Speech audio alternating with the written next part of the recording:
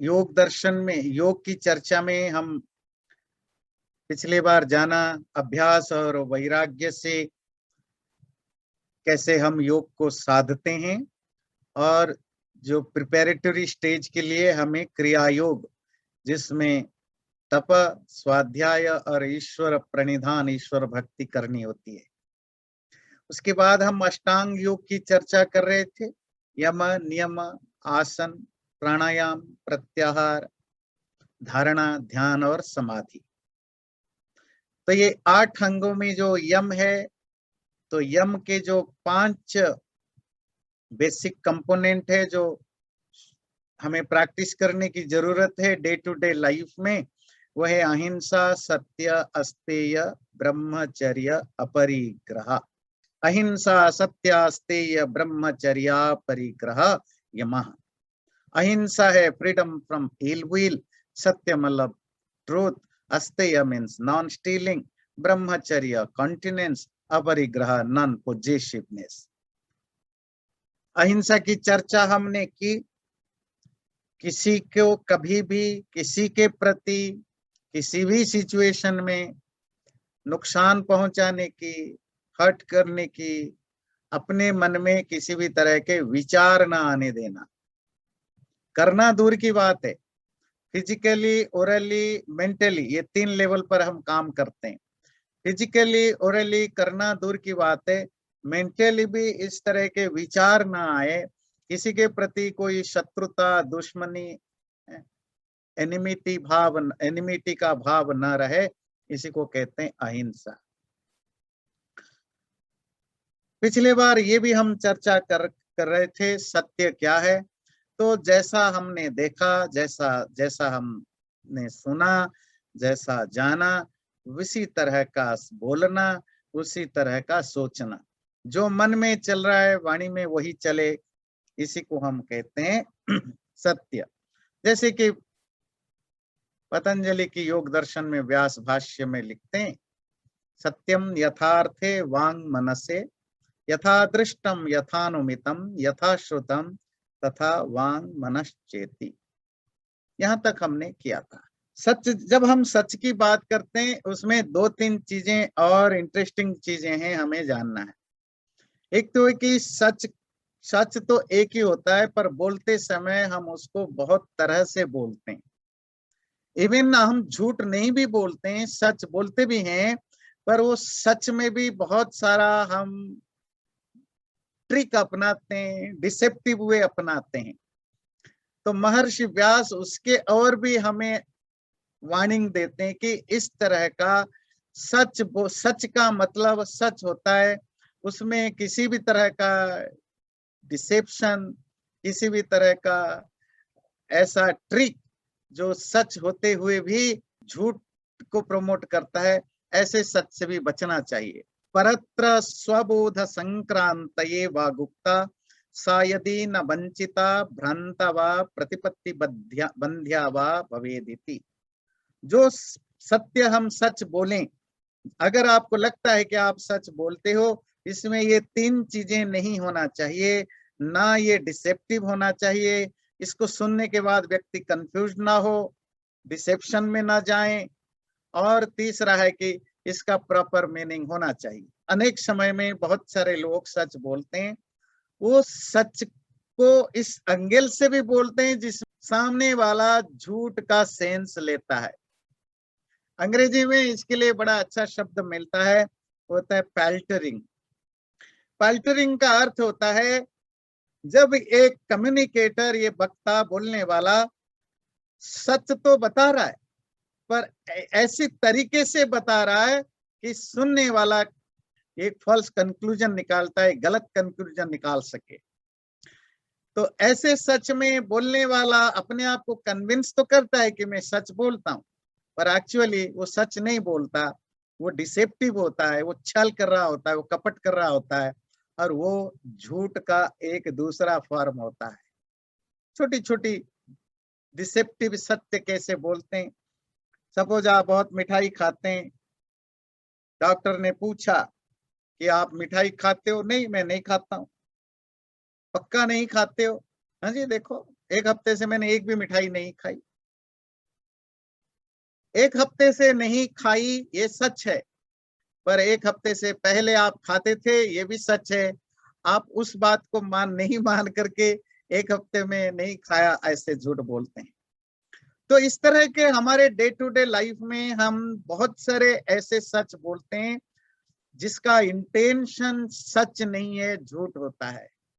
ये भी नहीं होना चाहिए जब आप योग की प्रैक्टिस करो, स्पिरिचुअलिटी की प्रैक्टिस करो। तो सच सच है, झूठ झूठ है। पर सच को यूज करके भी हम झूठ बोलते हैं और ये बहुत कॉम्प्लिकेटेड है। इसीलिए कुछ सच हाफ ट्रूथ भी होता है। आपने जो देखा वो पूरा ना बोल के हाफ बोलते हैं, उससे भी कंफ्यूजन पैदा होता है, उससे भी मीनिंग नहीं आता है। जैसे महाभारत में युधिष्ठिर के बारे में आता है। युधिष्ठिर बड़े सच्चा व्यक्ति थे, हमेशा सत्य बोलते थे, ऑनेस्ट थे। महाभारत की लड़ाई के मैदान में द्रोण को मारना मुश्किल था, तो उनके सामने एक स्ट्रैटेजी बनाई गई कि द्रोण ने शपथ किया था, एक प्रॉमिस किया था, जिस दिन मुझे मेरा बेटा मर जाएगा या मुझे पता चलेगा कि मेरा बेटा अश्वत्थामा मर गया है, मैं उस दिन से लड़ाई करना छोड़ दूंगा या हथियार पकड़ना छोड़ दूंगा। ये पांडव पक्षों को पता था और द्रोण को हराना मुश्किल था, तो पांडवों ने एक स्ट्रैटेजी निकाली। अश्वत्थामा को मारना भी बहुत मुश्किल था क्योंकि अश्वत्थामा भी बहुत पावरफुल था। तो किसी तरह अश्वत्थामा को लड़ाई करते करते बहुत दूर ले लिए गए, युद्ध के मैदान से बहुत दूर ले लिया गया, जो कि आने में बहुत टाइम लगे। और भीम का एक हाथी था जिसका नाम था अश्वत्थामा, उस हाथी को मार दिया गया। मार करके पांडव पक्षों ने चिल्लाया कि अश्वत्थामा मर गया, अश्वत्थामा हता, अश्वत्थामा हता। और द्रोण को बोला जोर जोर से कि अश्वत्थामा मर गया, इसी एक्सपेक्टेशन के साथ कि अब द्रोण जो है वो हथियार छोड़ देंगे तो उनको मारना आसान है। वैसे द्रोण को मारना मुश्किल काम है, नेक्स्ट टू इम्पॉसिबल है। पर द्रोण ने हथियार त्यागा नहीं। तो पांडव पक्षों के लोगों ने कहा कि आप तो झूठे हो, आपने तो प्रॉमिस किया था कि जब आपको पता चले अश्वत्थामा मर गया तो आप हथियार छोड़ दोगे। तो उन्होंने कहा मुझे भरोसा नहीं, it may be A war strategy, हो सकता है आप कोई स्ट्रैटेजी बना रहे हो, मुझे आप पर भरोसा नहीं। अगर युधिष्ठिर कहे तो मैं मान जाऊंगा क्योंकि युधिष्ठिर सच बोलते हैं, हमेशा सच बोलते हैं। तो युधिष्ठिर के पास गए पांडव के लोग समझाने कि आप द्रोण को बोलिए कि अश्वत्थामा मर गया है। युधिष्ठिर ने बोला मैं ऐसा कैसे बोलूं, युधिष्ठिर अश्वत्थामा मर गया, मुझे तो नहीं पता अश्वत्थामा मरा कि नहीं मरा। आपको ये तो पता है ना अश्वत्थामा नामक एक हाथी मरा है ना, ये मैंने सुना है ना। आप उतना बोल दो, आप इतना बोलो कि अश्वत्थामा मारा गया है, हाथी मरा या इंसान मरा मुझे पता नहीं है। युधिष्ठिर ने कहा ये मैं बोल सकता हूं, पर पहला सेंटेंस आपको बोलना पड़ेगा कि अश्वत्थामा मारा गया है। युधिष्ठिर ने जोर से बोला अश्वत्थामा मारा गया है, अश्वत्थामा हतो। और इतना बोलते ही सारे पांडव साइड में जो स्ट्रेटेजी बनाई थी, जोर जोर से ड्रम और शंख बजाने लग गए। युधिष्ठिर का सेकंड लाइन था हाथी मरा या इंसान मरा पता नहीं है, अश्वत्थामा हतो नरोवा कुंजरोवा, हाथी मरा या इंसान बना पता नहीं है।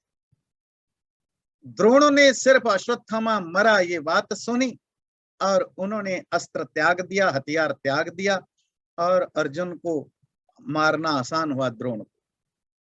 पर इसका अर्थ ये नहीं है कि युधिष्ठिर ने झूठ नहीं बोला था।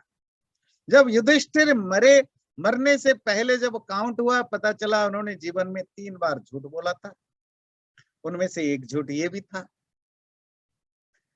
युधिष्ठिर आर्ग्यू कर सकते थे कि नहीं मैंने झूठ नहीं बोला, मैंने तो बोला अश्वत्थामा मरा, हाथी मरा या इंसान मरा मुझे पता नहीं है। पर युधिष्ठिर को पता था जो वो बोल रहे हैं वो डिसेप्टिव वे है, ये एक छल का तरीका है, आधा सत्य बोलना, या सच को ऐसे बोलना, थोड़ा ट्विस्ट करके, वर्ड्स को ऐसे ट्विस्ट करके बोलना, जिससे कि वो एक अलग प्रकार का रूप दे।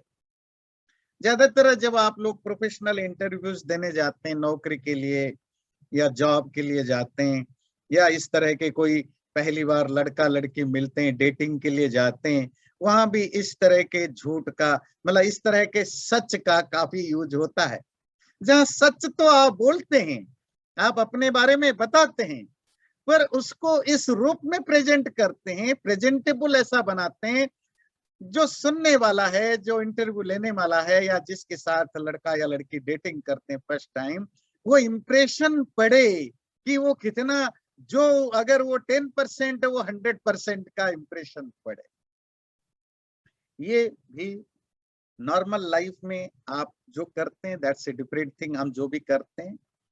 पर अगर आपको स्पिरिचुअल पाथ में जाना है, अगर आपको योग मार्ग में जाना है, पतंजलि कहते हैं इस तरह के सच का भी कोई कोई ये इस तरह के सच भी झूठ में ही काउंट होंगे। तो इसलिए कोई भी सच अगर वो हाफ ट्रूथ के रूप में बोला जाए, अगर वो डबल मीनिंग के साथ बोला जाए, इस भाव के साथ, इस फीलिंग के साथ, इस इंटेंशन के साथ कि किसी को डिसीव किया जाए, तो भी वो सच झूठ ही माना जाएगा, क्योंकि तुम्हारा इंटेंशन में सच्चाई नहीं है।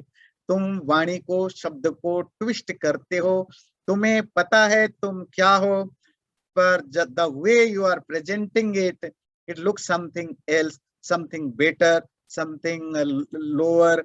जैसे हम अपने शत्रु के बारे में बात करें, एनिमीज के बारे में, कोई शत्रु की अचीवमेंट के बारे में बात करें, उसी अचीवमेंट को हम ऐसे प्रेजेंट करते हैं, ऐसा लगता है मानो एक नॉर्मल चीज है, छोटी सी चीज है। अगर वही अचीवमेंट में या मेरे फैमिली का मेंबर करे, मैं ऐसे प्रेजेंट करता हूँ कि ये कितना स्पेशल है, कितना पावरफुल है, कितना इम्पोर्टेंस रखता है। तो ये जो प्रेजेंटेशन है, सच तो हम बोलते हैं, पर the way we present it, ये भी डिसीव की ओर ले जाता है, डिसेप्शन की ओर ले जाता है। अगर वो डिसेप्शन की ओर लेता है, अगर सुनने वाले को, पढ़ने वाले को वो एक्चुअल पिक्चर नहीं देता है, तो पतंजलि और व्यास के मत में ये भी झूठ का ही अलग रूप होता है।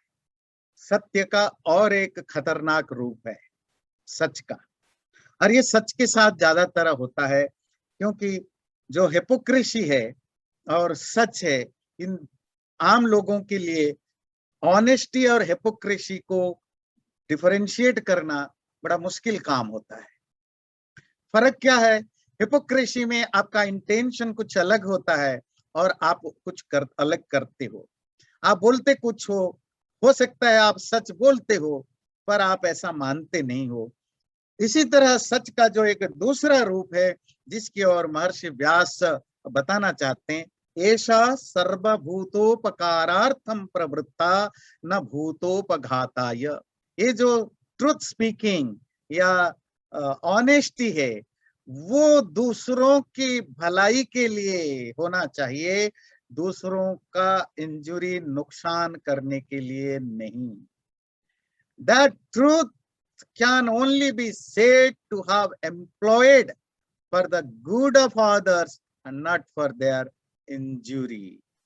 सच का एक और रूप है जो हम लोग करते हैं, वो है कि हम सच को कभी कभी हथियार बनाते हैं, हथियार समझते हैं, वेपन के रूप में यूज करते हैं। क्यों? दूसरों को नीचा दिखाने के लिए, दूसरों को ह्यूमिलिएट करने के लिए, दूसरे को बर्बाद करने के लिए हम सच को सच बोलते हैं, पर हथियार यूज बना के। कल तक तो आपका किसी से दोस्ती थी, मित्रता थी, फ्रेंडशिप थी, खूब आप दोनों मिलते फिरते थे, सब कुछ करते थे, जिंदगी का हर सुख दुख, अच्छा बुरा एक दूसरे से शेयर करते थे। हर व्यक्ति में कमी है, सब में कमी है, आप में भी कमी है, मेरे में, सब में कमी है, और वो फ्रेंड होने के नाते आपके सामने सारा सुख दुख शेयर किया। कल आपके साथ उसकी बनी नहीं, आपका फ्रेंडशिप खत्म हो गया, कुछ झगड़ा हुआ, और आप पब्लिक में जाकर के उसकी जो वीक पॉइंट्स हैं, जो उन्होंने आपके साथ शेयर किया था, आप जोर जोर से बोलने लगते हैं। जब आपको कोई कहे क्यों ऐसी गंदी बातें बोलते हो, तो आप चिल्लाते हो मैं तो सच्चा आदमी हूं, मैं सच बोलता हूं, किसी को चुभे तो चुभे, मैं क्या करूं, सच तो चुभता है। ध्यान दीजिए, सच कभी नहीं चुभता। ये एक गलत परसेप्शन है, इट्स मिसपरसेप्शन है कि सच चुभता है, सच कड़वा होता है। सच कभी भी कड़वा नहीं होता है, ना सच कभी चुभता है। सच तभी तो चुभता है या कड़वा होता है जब बोलने वाले चुभाने के लिए बोलता है। जब बोलने वाला कड़वा बनाने के लिए सच को यूज करता है, तब सच चुभता है, सच कड़वा होता है।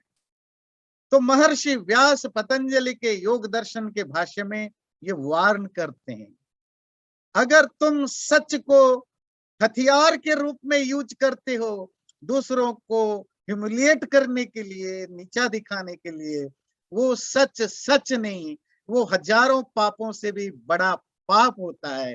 That means you are using the truth to to justify your violence. इसीलिए महर्षि व्यास कहते हैं तुम्हारा सच दूसरों के भलाई के लिए होना चाहिए, दूसरों के नुकसान के लिए नहीं होना चाहिए। महर्षि मनु मनुस्मृति में लिखते हैं, सत्यम ब्रूयात प्रियम ब्रूयात। मनु कहते हैं सच बोलो पर प्लीजेंट बोलो, स्पीक द ट्रूथ पर द प्लीजेंट ट्रूथ, प्रिय सत्य बोलो।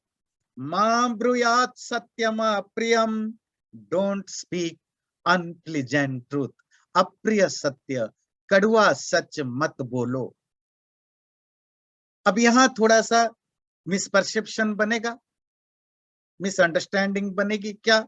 अच्छा, मनु ने कहा मीठा सच बोलो, कड़वा सच मत बोलो। अच्छा, मतलब थोड़ा एग्जैजरेट करके बोलो, दूसरों को खुश करने के लिए बोलो। महर्षि मनु आगे वार्न करते नहीं, प्रियम च नानृतम ब्रूयात, ये प्लीजेंट अनट्रुथ नहीं बोलना। शब्द दिया कि प्रिय सत्य को प्रिय बोलना, प्रिय सत्य बोलना, प्लीजेंट ट्रुथ बोलना, प्लीजेंट अनट्रुथ नहीं बोलना। किसी को खुश करने के लिए या अपना काम बनाने के लिए मीठा झूठ नहीं बोलना। एष धर्म सनातन, और यही मूल धर्म है, यही सनातन धर्म है। सच बोलो पर मीठा सच बोलो, कड़वा सच मत बोलो, मीठा झूठ मत बोलो। इसका क्या भाव है, मीठा सच और कड़वा सच? सच कड़वा नहीं होता है, सच मीठा नहीं होता है। जिस तरह हम सच को प्रेजेंट करते हैं और जिस इंटेंशन के साथ हम सच को प्रेजेंट करते हैं, उससे सच कड़वा होता है या सच मीठा होता है। आप किसी आदमी को अगर रेस्पेक्ट करते हैं, सपोज कोई व्यक्ति टीचर है स्कूल में, और एक टीचर को जब आप टीचर बोलते हो, ये सच है, इसमें कोई प्रॉब्लम नहीं है। पर अगर आप जिस तरह के टोन यूज करके आप टीचर को टीचर बोलते हो, तुम एक टीचर हो, तुम छोटा सा टीचर हो, तुम्हारे एटीट्यूड, उस टीचर को बोलते समय तुम्हारे अंदर का जो इंटेंशन, वो टीचर सच तो बोलते हो पर इसको एक कड़वा बना देता है। उसी टीचर को जब आप रेस्पेक्टफुली बोलते हो, इस इंटेंशन के साथ कि आप उसको रेस्पेक्ट करते हो, तो वो टीचर शब्द बड़ा मीठा होता है, बड़ा सूथिंग होती है। इसीलिए कहा आप क्या बोलते हो, सच बोलते हो ये जरूरी है, पर वो सच किस तरीके से बोलते हो वो डिटरमिन करता है कि वो तुम अच्छा आदमी हो या बुरा आदमी हो। हर सच बोलने वाला अच्छा आदमी नहीं होता है, ध्यान दीजिएगा। बुरा झूठ बोलने वाला अच्छा आदमी नहीं है, ये पक्का है। पर हर सच बोलने वाला अच्छा आदमी है, ये गलत है।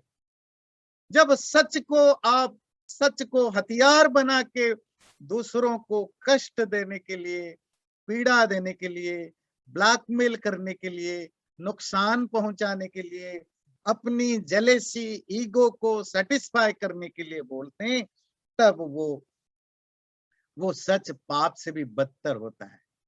That is called brutal honesty. तो ब्रूटल ऑनेस्टी क्या होता है? जब आप सच को हथियार बनाते हो, आप ऑनेस्ट नहीं हो, आप ट्रूथ स्पीकर नहीं हो, आप सिर्फ ट्रूथ को एक हथियार बनाते हो दूसरों को चोट पहुंचाने के लिए। और वो जो सत्य को तुमने हथियार बनाया, वो तुम्हें वायलेंस करने के लिए तुम खुद खुद अपने आप को कन्विंस करते हो या जस्टिफाई करते हो, बट एक्चुअली ये सच वायलेंस का एक रूप होता है। अपने घर में भी जो पति और पत्नी में जितने भी लड़ाइयां होती है, या ऑफिस में जितनी भी लड़ाइयां होती हैं, उस लड़ाइयों में बहुत बड़ा पार्ट रोल करता है हम क्या बोलते हैं, नहीं हम कैसे बोलते हैं।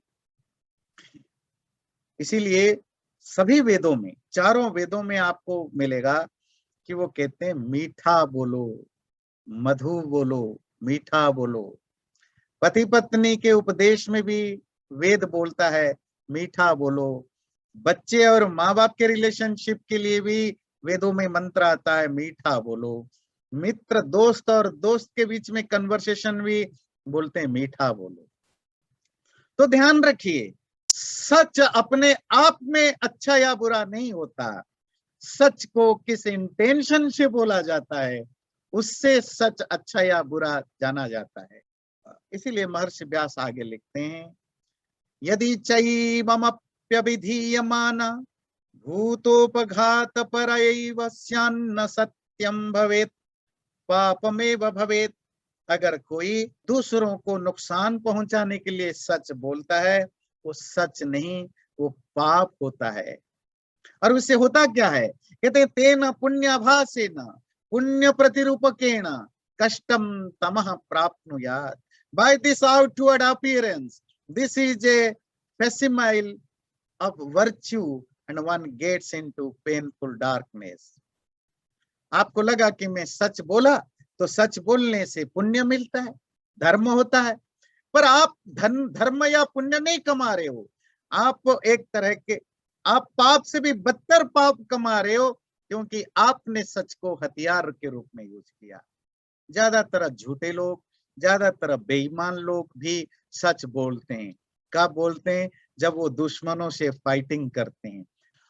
तो इसीलिए कहा कि सच बोलते समय कुछ चीजों को ध्यान रखना, ऐसा ना हो कि तुम्हारा सच दूसरों का भी नुकसान करे और तुम्हारा भी नुकसान करे। और उसमें महर्षि व्यास कंक्लूड करते हैं, तस्मात् परीक्ष्य सर्वभूत हितम सत्यम ब्रूयात्। इसीलिए हर किसी को जब भी वो सच बोले, उसको प्रॉपरली एग्जामिन करके, उसकी परीक्षा करके फिर वो सच को बोले। वो सच सबके कल्याण के लिए है या नहीं है। जब वो कल्याण की बात आती है, इसमें भी क्योंकि आफ्टर ऑल ह्यूमन बीइंग जो है वो सेल्फिश होता है, उसकी अपनी सेल्फ एजेंडा हर जगह काम करता है। जब ऋषि ने कहा कि सबका कल्याण देख करके सच बोलो, हम सबके कल्याण में खुद का, अपना फैमिली का कल्याण ले लेते हैं। मतलब हम अपने और अपने फैमिली के कल्याण के लिए झूठ बोलना शुरू कर देते हैं। कोई भी ऋषि ये रिकमेंड नहीं करता है कि आप झूठ बोलें, बस वो आपको वार्न करते हैं, आपको वो जगाते हैं, आपके अंदर वो अवेयरनेस लाते हैं। सच बोलते समय तुम्हारा इंटेंशन में भी वो प्यूरिटी होनी चाहिए, तुम्हारे सच कहने की प्रोसेस में भी वो ऑनेस्टी होनी चाहिए। सच बोलते समय इंटेंशन में भी ऑनेस्टी होनी चाहिए।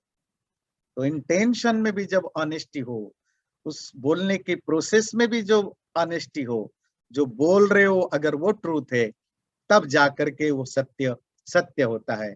नहीं तो सच हिंसा का, वायलेंस का एक हथियार बन जाता है।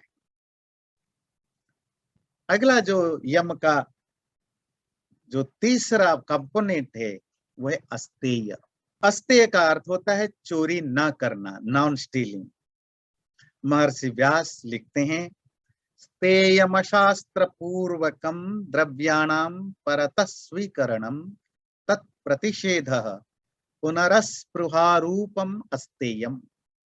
स्तेय कहते हैं unlawfully, without following the proper law, जब दूसरे की सामान चीजों को हम अपना बना लेते हैं उसे चोरी कहते हैं। और उस चोरी को ना करना और मन में विचार भी नहीं लाना कि मैं दूसरों के सामान इस तरह अनलॉफुली अपना बनाऊं, उसी को अस्तेय या नॉन स्टीलिंग कहते हैं। ध्यान दीजिए, चोरी का अर्थ ये नहीं है कि कोई आपके घर में दरवाजा तोड़ के टीवी चोरी कर लिया, लैपटॉप चोरी करके ले गया, पैसा ले गया, ऑर्नामेंट्स ले गया, ये भी चोरी है। पर यही सिर्फ चोरी नहीं है, चोरी एक स्टेट ऑफ माइंड होता है। महर्षि व्यास कहते हैं, किसी के भी संपत्ति को, किसी के भी सामान को जब आप अनलॉफुली, जो लॉ के हिसाब से मोरली, स्पिरिचुअली, वर्चुअली, वैल्यू के दृष्टि से अगर सही नहीं है, अगर आप ऐसा कोई इमोरल रास्ते से उस चीज, अनलॉफुली उस चीज को लेते हैं, वो चोरी भी है। जो आपके घर से टीवी चुराता है, पैसा चुराता है, वो तो छोटा मोटा चोर है। दुनिया में जो सबसे बड़े बड़े चोर होते हैं उनको हम चोर नहीं मानते, उनको हम बड़े आदमी मानते हैं। वो कोई पॉलिटिकल लीडर हो सकता है, वो कोई गवर्नमेंट ऑफिसर हो सकता है, वो कोई कॉर्पोरेट पर्सन हो सकता है, कोई इंडस्ट्रियलिस्ट हो सकता है, कोई बड़ा बिजनेसमैन हो सकता है, कोई बहुत बड़ा एजुकेशनलिस्ट हो सकता है, कोई बहुत बड़ा रिलीजियस लीडर भी हो सकता है।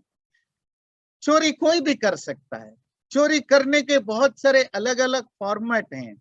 हमारा एक परसेप्शन है कि जो जो जो डाकू है या जो जो घर में घुस के चोरी करता है, बंदूक दिखा के चोरी करता है, अंधेरे में चोरी करता है, उसी को चोरी करता है। ये मेरी बात नहीं है।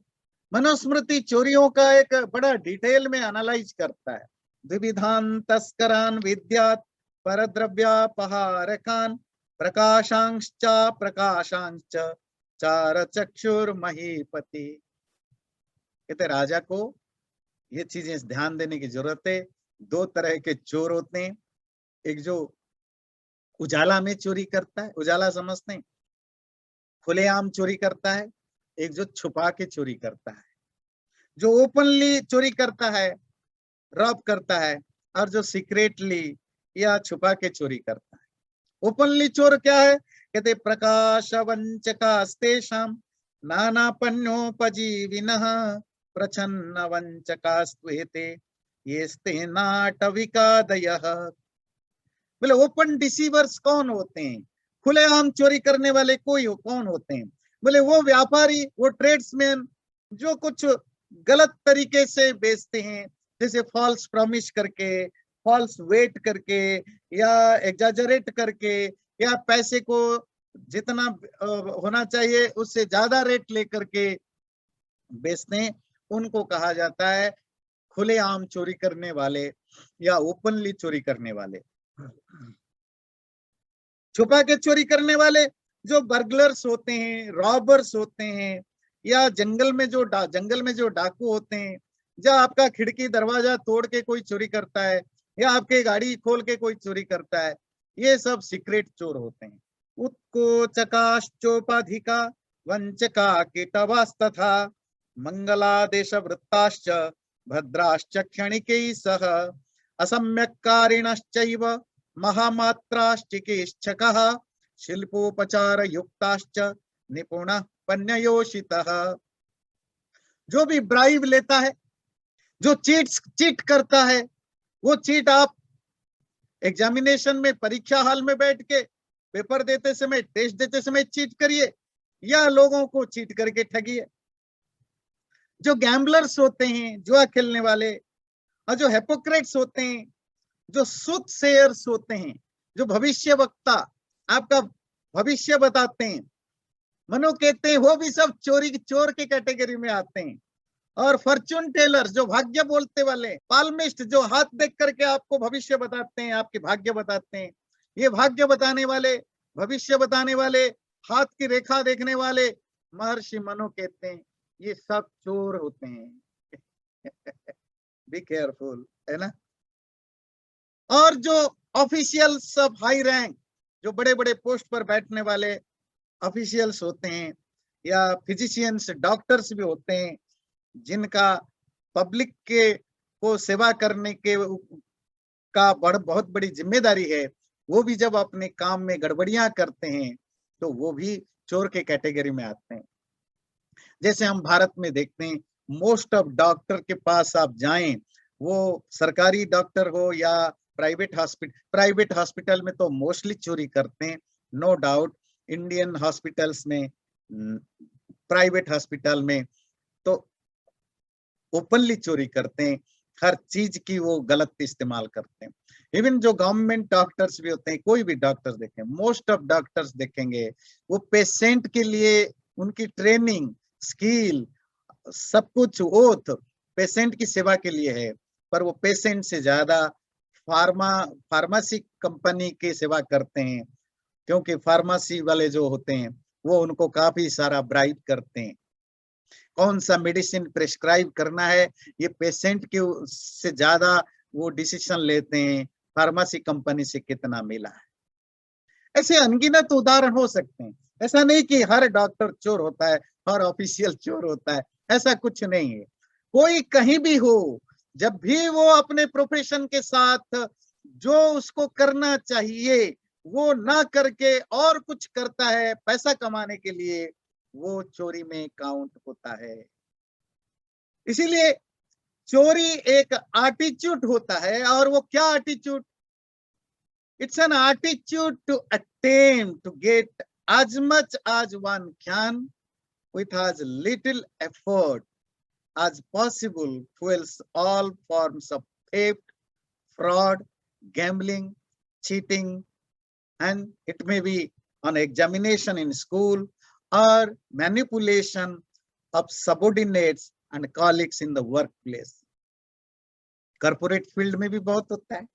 अपने जो कॉलीग्स होते हैं, साथ काम करने वाले या सबऑर्डिनेट होते हैं, उनको कैसे मैनिपुलेट किया जाता है, ये भी चोरी में आता है। इसका सिंपल बटम लाइन क्या है? अगर मेरे अंदर ये एटीट्यूड है कि मैं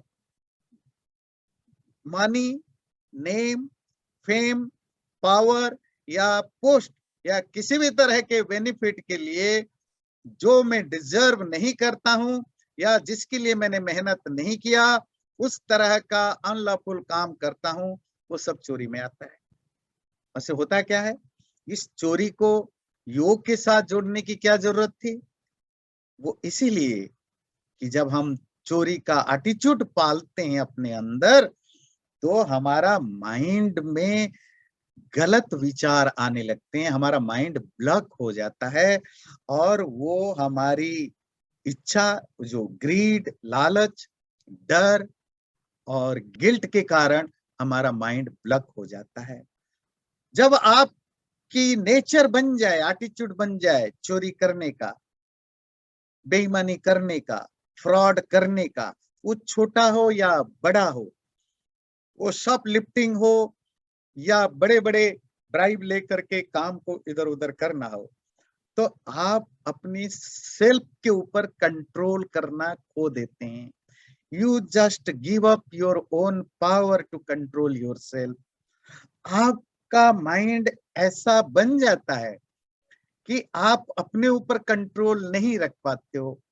बहुत सारे चोरों को जब सुधारने की कोशिश की जाती है, जो चोर थे और चोरी छोड़ना चाहते हैं, तो उनको मान लीजिए कोई काइंड हार्टेड पर्सन, दयावान व्यक्ति कहता है आप चोरी करना छोड़ दो, मैं आपको हेल्प करूंगा, तो उनको हेल्प करते हैं, पढ़ाते हैं, लिखाते हैं।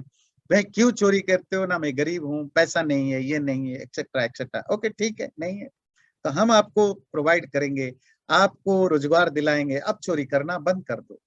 वो बंद कर देता है, पर उसके अंदर वो जो एटीट्यूड है वो जाता नहीं है। कहीं ना कहीं कभी ना कभी अगर किसी कहीं भी कोई सामान पड़ा हुआ मिले, उनका हाथ खुजलाता है, वो जैसे भी हो चोरी करने के लिए मजबूर हो जाते हैं। मुझे याद है दिल्ली में एक बार बहुत साल पहले मीडिया में एक काफी बड़ा न्यूज बना। तो एक प्रोफेसर कपल है, दोनों पति और पत्नी प्रोफेसर हैं अलग अलग यूनिवर्सिटीज में। तो उनको चोरी करने का वो हैबिट है, लत है। सबसे पहले पत्नी पकड़ी गई शॉपलिफ्टिंग में, दिल्ली में या नोएडा में किसी स्टोर में। तो वो जो आजकल जो कैमरा लगी होती है, वो कैमरा के द्वारा, वीडियो कैमरा के द्वारा पता चला। जब पता चला तो देखा गया वो दिल्ली में एक बहुत पॉश कॉलोनी में उनका घर है, बहुत महंगे घरों में रहते हैं, करोड़पति है, और उनके पति भी प्रोफेसर हैं, दोनों वेल एजुकेटेड हैं, दोनों प्रोफेसर है, बहुत पॉश कॉलोनी में रहते हैं, लग्जूरियस लाइफ है। फिर ये स्टोर्स में छोटी छोटी चीजें चोरी क्यों करता है? पता चला क्या करें, वो उनकी आदत बन चुकी है और उस आदत से मजबूर होकर चोरी करते हैं। ये आदत क्यों बना? जब भी पहली बार हमने चोरी करना शुरू किया, अगर वहीं पर हमने अपने आप को ना रोका, तो हमारे पास कितना भी पैसा हो, कितने भी हम धनी बने, तब भी हम छोटी मोटी चीजों को भी चोरी करते रहेंगे। वो चोरी पेन की चोरी हो, वो चोरी पैसे की चोरी हो, वो स्टोर में कोई छोटी मोटी चीजों की चोरी हो, ये चलता रहेगा। और इससे हम अंदर से करप्ट बन जाते हैं। इसीलिए कहा ना चोरी करना यम है।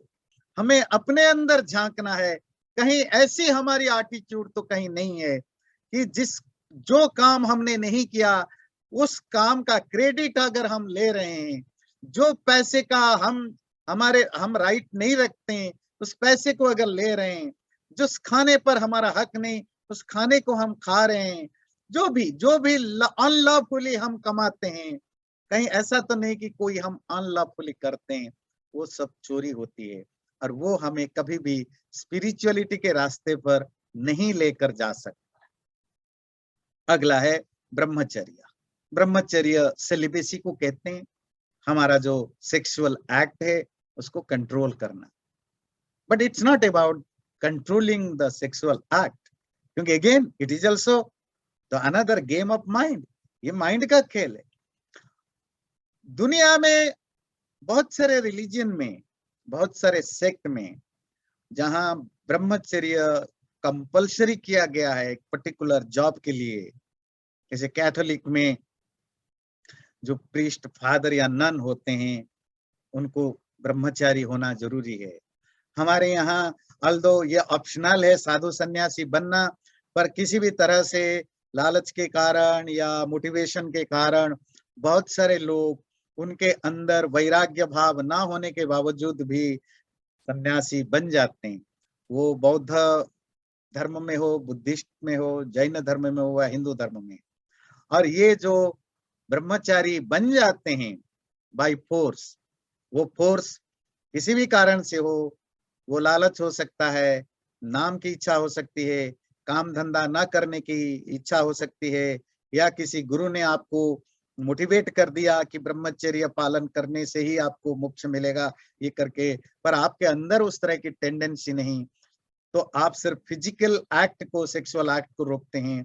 ऐसा 90% लोग करप्ट होते हैं, मेंटली करप्ट होते हैं, फिजिकली करप्ट होते हैं, सोशियली करप्ट होते हैं। वो बहुत ही भयानक भ्रष्टाचार में, व्यभिचार में लिप्त मिलते हैं।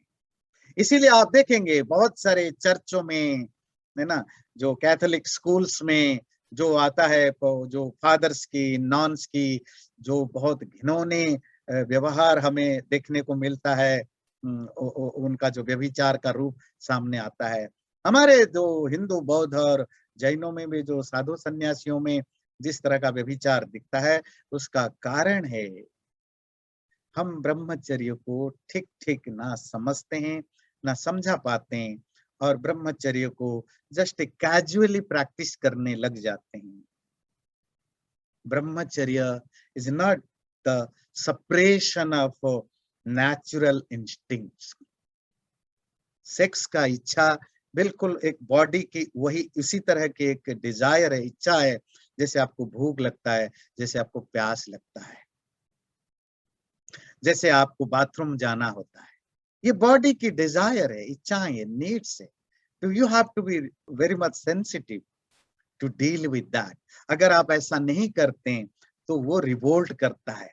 जब आप सप्रेस करते हैं अपनी नेचुरल डिजायर को, अपनी प्राकृतिक इच्छाओं को जब आप दबाने की कोशिश करते हैं, तो वो प्राकृतिक इच्छाएं समय मिलने पर, जब भी आपके अंदर कभी कोई वीक पॉइंट आता है, वीक टाइम आता है, वो छलांग लगा करके स्प्रिंग की तरह डबल ट्रिपल पावर के साथ वापस आते हैं। यहीं से आप व्यभिचारी बन जाते हैं। हर तरह की हमारा जो फिजिकल एक्टिविटीज है, all these are connected to our mind. जब तक आप उसके लिए कोई मेंटल एफर्ट्स नहीं करते हो, तब तक आपका फिजिकल सप्रेशन कभी भी आपको फायदा नहीं पहुंचाता, उल्टा आपको बहुत ज्यादा खतरनाक रूप से बिगाड़ देता है। इसका सबसे बढ़िया एग्जाम्पल है जो लोग डाइटिंग करते हैं और खाना पीना छोड़ के पतले हो जाते हैं, स्लिम बॉडी बन जाते हैं, है ना, जीरो फिगर बन जाते हैं।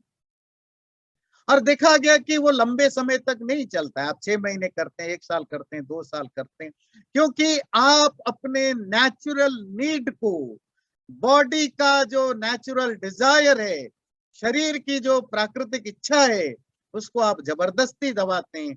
आप अपने भूख को दबाते हैं, आप अपनी खाने की इच्छा को दबाते हैं। और क्या होता है, 6 महीने, 1 साल, 2 साल, 3 साल तक आप मेंटेन करते हैं। उसके बाद फिर अचानक एक से वीक पॉइंट आता है, आप सब भूल जाते हैं। फिर बाकी नॉर्मल लोगों से ज्यादा आप खाने लगते हैं, हर चीज खाने लगते हैं, और आप इतना जल्दी वापस चले जाते हैं। आपने कहा 50 पाउंड आपने 1 साल में, 2 साल में कम किया, 3 साल में कम किया, और जैसे ही आपका वीक टाइम आता है, आप सब वो डाइटिंग को छोड़ देते हैं। आपको 4 महीने नहीं लगता है, आपसे 3 गुना मोटा हो जाते हैं। क्यों? आप ब्लाइंडली, जबरदस्ती अपनी बॉडी को, डिजायर को, इच्छा को दबाते हैं। अगर आप स्मार्टली, सिस्टमिक वे में माइंड को साथ लेकर के काम करें, तो वो डाइटिंग हो, ब्रह्मचर्य हो, लाइफ में किसी भी चीज को आपको रोकना हो, कंट्रोल करना हो, you have to make your mind your friend. अगर माइंड को आपने साथ में नहीं लिया, आप फिजिकली फोर्सफुल होकर के सब करते हैं, तो वो आपको एक टेम्पररी फायदा तो दे सकता है। टेम्पररीली आप सोच तो सकते हैं कि नहीं मैंने कुछ अचीव किया, पर इन जनरल आपको उसमें अचीवमेंट नहीं होता है। तो जरूरी क्या है, हम मेंटली माइंड को भी उसमें एंगेज करें। हम ब्रह्मचर्य की बात कर रहे हैं, सेक्सुअल डिजायर को रोकने की बात कर रहे हैं, माइंड को इन्वॉल्व करने की जरूरत है, एटीट्यूड को चेंज करने की जरूरत है।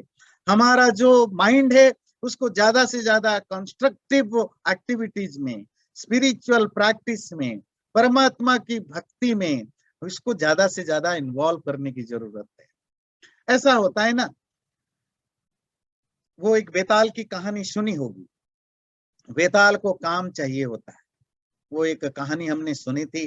तो एक किसान, गरीब किसान था, उसके पास बहुत जमीन थे, हंड्रेड्स ऑफ एकर्स जमीन थे उसके पास, लैंड थे, लैंडलॉर्ड था, पर गरीब था, अकेला था।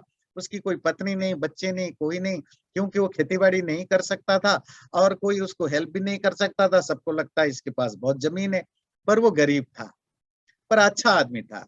एक बार गांव में एक बड़े साधु आए। साधु बड़े पावरफुल थे, मतलब बड़े तपस्वी साधु थे। उनके पास को सुपर नेचुरल अचीवमेंट थी। सो साधु उनके जब साधु आए रात को, तो उन्होंने, उस व्यक्ति ने साधु को अपने घर में आश्रय दिया, रहने दिया। 1 हफ्ते तक साधु वहां रहे। तो उस गरीब किसान ने जो बन सकता है उनको उन्होंने सत्कार किया, सेवा की, रेस्पेक्ट किया। तो साधु जी जब 1 हफ्ते के बाद वापस गए, उन्होंने बोला तुमने मेरी बहुत सेवा की, अब बहुत दिल से सेवा की, विदाउट एन एक्सपेक्टेशन। मैं तुम्हारे ऊपर बहुत खुश हूँ, और मैं तुम्हें कुछ गिफ्ट देकर जाना चाहता हूँ। किसान ने कहा नहीं, आप कुछ देने की जरूरत नहीं, आपका आशीर्वाद बहुत है। बोले वही आशीर्वाद के रूप में मेरे पास एक चीज है, मैं आपको देता हूँ। क्या है? बोले मेरे पास एक बेताल है। अब बेताल एक तरह की मतलब इमेजिनरी स्टोरी है। हाँ, तो वो बेताल क्या है, जिसको आप उर्दू में कहते हैं जिन है, तो उसका क्या काम है? बोले ये बेताल आपको हेल्प करेगा, क्योंकि आप काम नहीं कर सकते हो, बेताल से जो भी काम कहोगे सब कर देगा। तो आपके पास जमीन होते हुए भी आप गरीब हो, तो आप गरीबी नहीं रहेगी, क्योंकि ये आपको हेल्प करेगा, सब काम आपका ये कर देगा। पर ध्यान रखना, इसमें एक प्रॉब्लम है। इसका प्रॉब्लम है कि इसको 24 घंटे, वो 12 घंटे काम चाहिए। अंधेरा होने के बाद ये काम नहीं करता। पर पूरे दिन भर इसको एंगेज रखना जरूरी है। अगर 1 मिनट भी आपने उसको एंगेज नहीं रखा, वो तुम्हें खा जाएगा। That is the only condition. किसान ने बोला ठीक है, कोई बात नहीं, मेरे पास तो बहुत सैकड़ों एकड़ जमीन पड़ा है, बहुत सारा काम करने को बाकी है, तो नो प्रॉब्लम, मैं उसको एंगेज रख सकता हूँ। साधु चले गए। अगले दिन सुबह होते ही बेताल सुबह उठते ही शुरू हो गया, बोला काम दो। तो किसान बोला अच्छा जाओ, सालों सालों से जमीन में किसी ने हल नहीं चलाया था, जाओ हल चलाओ। तो पर मजेदार बात है, 2-3 घंटे के बाद बेताल वापस आ गया। किसान ने बोला वापस क्यों आ गया? बोले मैंने सारे जमीन में हल चला के आ गया। और वो बेताल था, वो काम को बहुत फास्ट करता था। अच्छा, तो अब फिर आते ही बोला काम दो। अच्छा काम, अच्छा चलो उसमें सब वो इरिगेशन करके आओ, सब पानी सिंच के आओ। तो आ गया। 12 घंटे में वो जो काम उसको 12 साल लगना चाहिए, 12 महीने लगना चाहिए, अभी 12 घंटे सूर्य सनसेट हुआ ही नहीं, सूर्यास्त हुआ ही नहीं। वो काम काम मांग मांग करके थका दिया है किसान, एक दिन में थक गया। बोला इतना काम मैं कहां से लाऊं?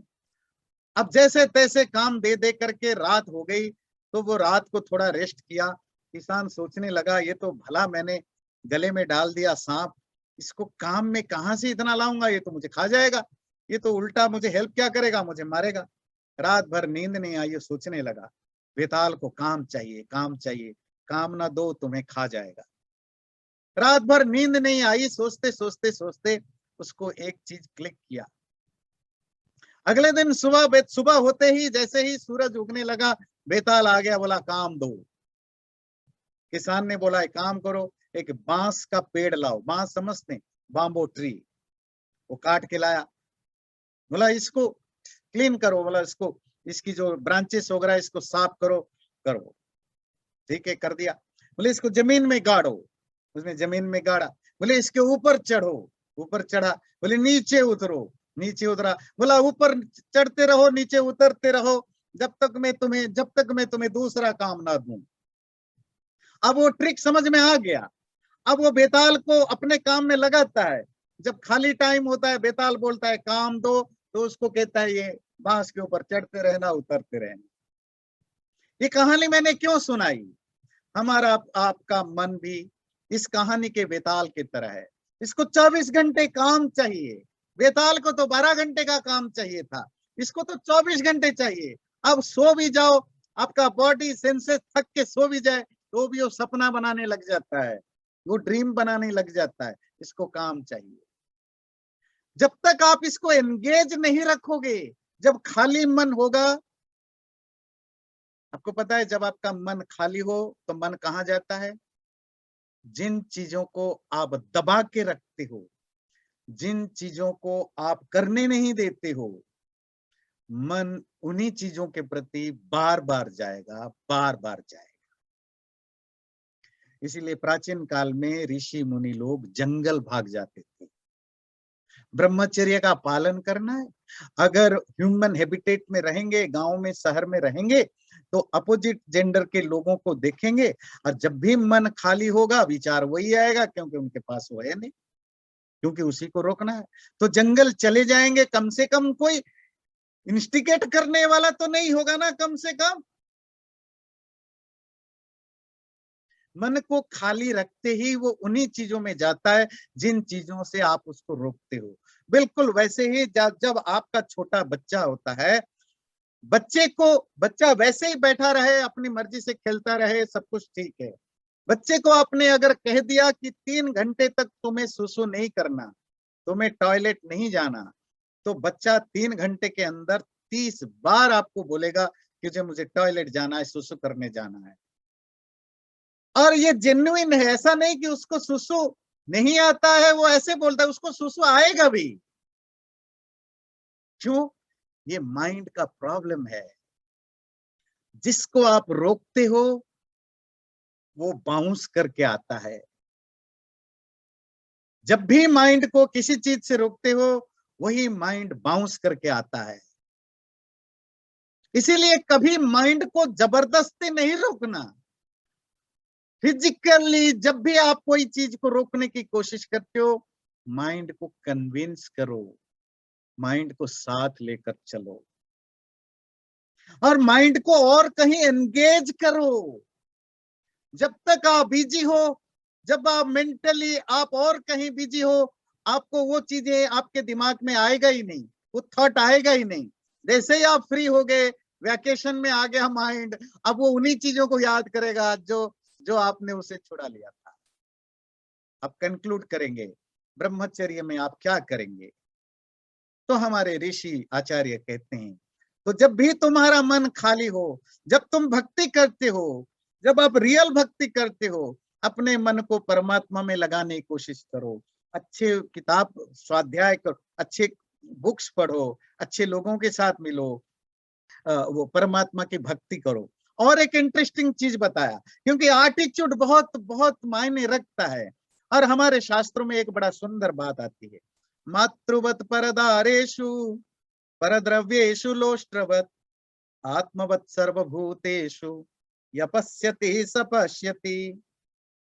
सपोज आपने एक ऐसा एटीट्यूड पैदा कर दिया, क्या कभी आप देखते हैं जिन जिन आपकी जो अपोजिट जेंडर में जो भी होते हैं, मैं ब्रह्मचर्य की बात करता हूँ, हमारे माँ हैं, बहन हैं, कजन्स हैं, रिलेटिव्स हैं, उनके प्रति हमारी भक्ति होती है, रिस्पेक्ट होता है, कभी इस तरह के गलत विचार नहीं आता है।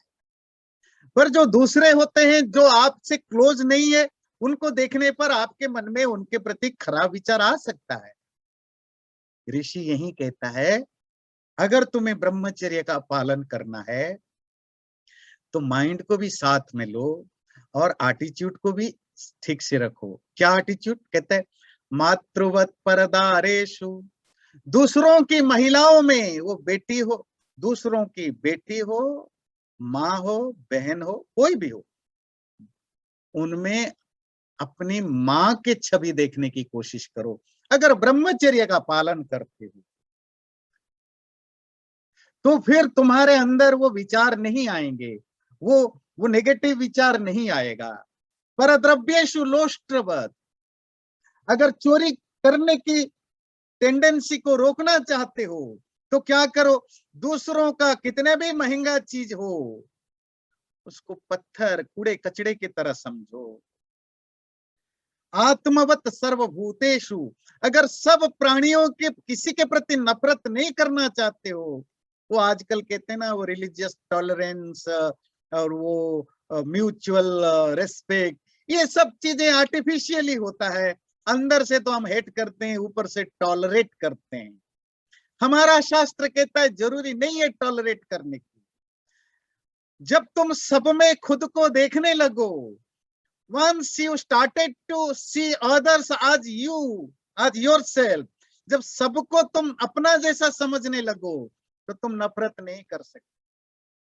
ब्रह्मचर्य के लिए सभी महिलाओं में माँ का दृष्टि लाओ, चोरी का भावना ना आए, तो दूसरों की चीजों को कूड़ा कचड़ा समझो, बड़ा प्राइसलेस समझो, यूजलेस समझो।